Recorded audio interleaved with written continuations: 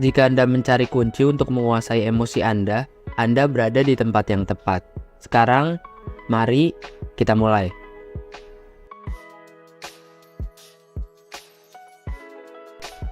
Poin pertama yang dibahas dalam buku ini adalah pentingnya kesadaran emosional. Sang penulis mengajarkan bahwa untuk menguasai emosi, kita perlu memahami dan menyadari perasaan kita dengan jelas. Ini adalah langkah pertama menuju kendali diri yang lebih baik. Ada beberapa poin penting di bagian pertama ini tentang pentingnya kesadaran emosional. Yang pertama, definisi kesadaran emosional. Sang penulis mengajarkan bahwa kesadaran emosional adalah kemampuan untuk mengenali, memahami, dan merespon dengan tepat terhadap emosi kita sendiri. Ini melibatkan introspeksi yang mendalam terhadap perasaan kita tanpa penilaian yang berlebihan. 2. Mengapa kesadaran emosional itu penting? Poin ini menguraikan mengapa kesadaran emosional penting dalam perjalanan menguasai emosi.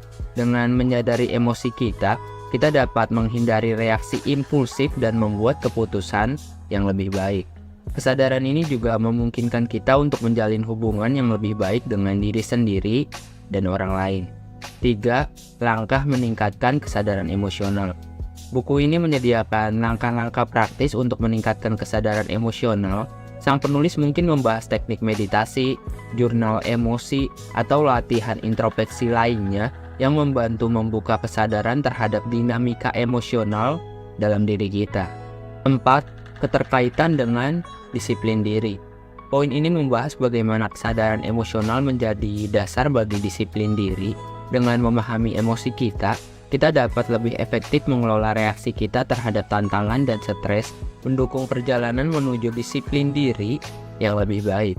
Pentingnya kesadaran emosional tidak hanya dalam konteks mengelola emosi, tetapi juga dalam menciptakan kehidupan yang lebih bermakna. Poin ini menegaskan bahwa sebelum kita dapat mengendalikan emosi, kita perlu memahami dan menyadari mereka dengan baik. Dengan meningkatkan kesadaran emosional, kita membuka pintu menuju pengembangan pribadi yang lebih dalam dan menghadapi hidup dengan cara yang lebih sadar dan terarah.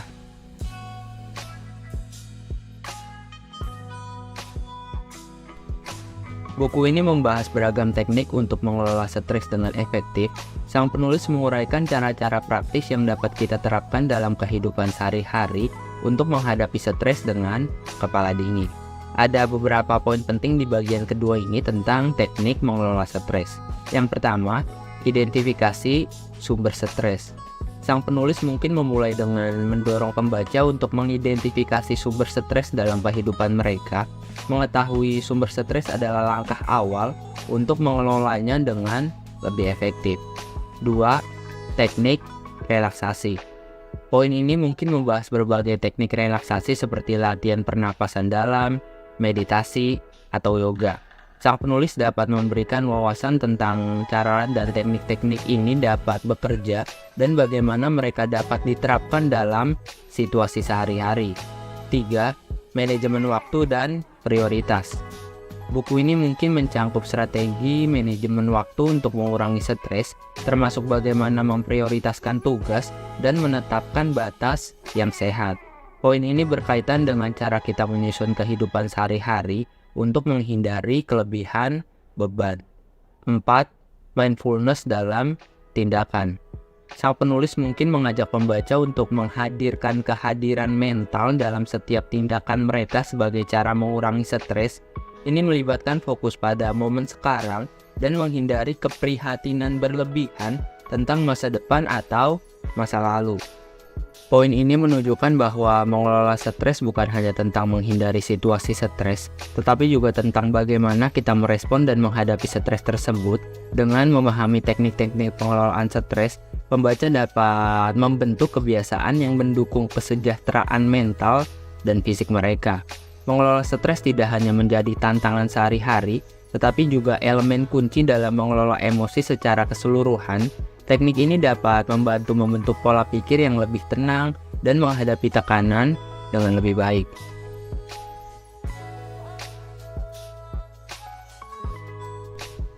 Kegelisahan adalah tantangan umum dan buku ini menawarkan strategi konkret untuk mengatasinya. Poin ini membantu kita memahami sumber kegelisahan dan memberikan alat untuk mengurangi dampaknya dalam hidup kita.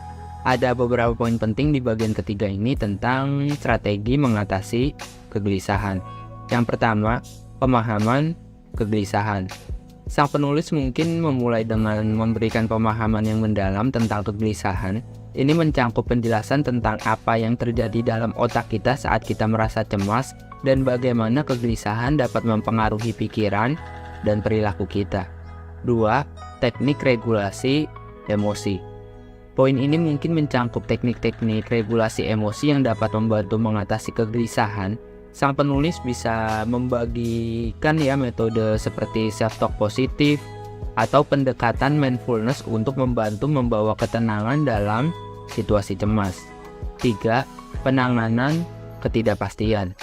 Buku ini mungkin membahas bagaimana mengatasi ketidakpastian, sesuatu yang sering menjadi pemicu kegelisahan.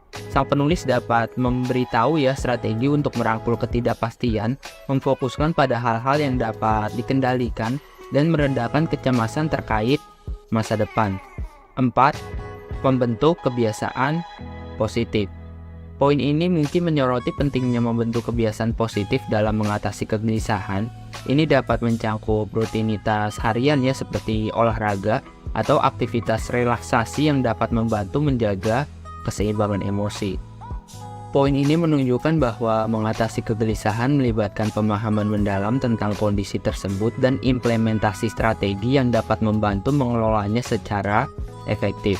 Sang penulis mungkin menekankan bahwa mengatasi kegelisahan bukanlah tentang kehilangan sepenuhnya perasaan cemas, tetapi lebih kepada mengelolanya dengan cara yang lebih sehat.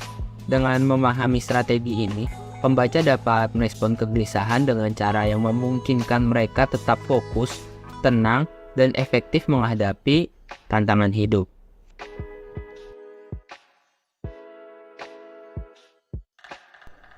Sang penulis membahas bagaimana mengubah pola pikir negatif yang seringkali menghambat pertumbuhan pribadi.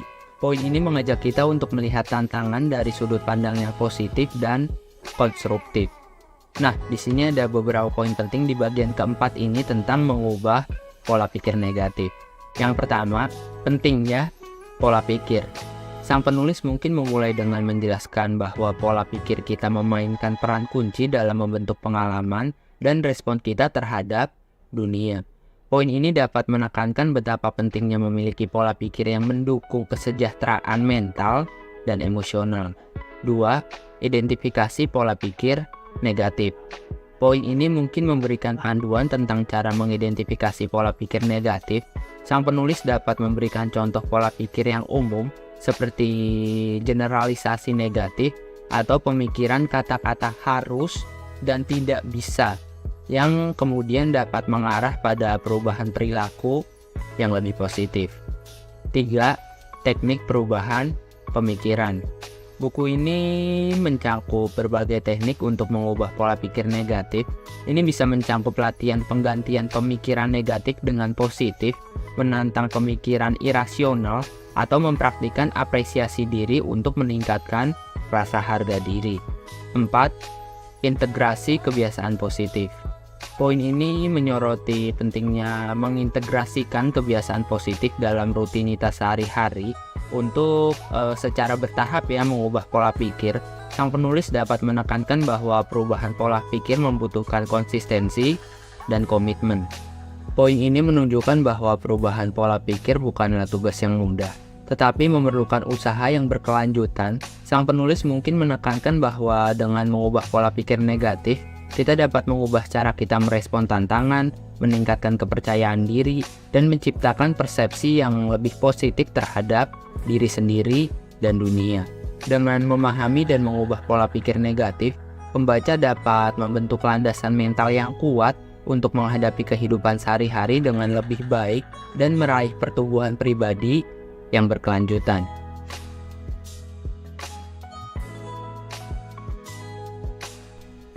Buku ini tidak hanya membahas mengelola emosi pribadi, tetapi juga meningkatkan kualitas hubungan interpersonal. Poin ini mengupas bagaimana emosi kita mempengaruhi interaksi sosial kita dan cara meningkatkannya. Ada beberapa poin penting di bagian kelima ini tentang meningkatkan kualitas hubungan interpersonal.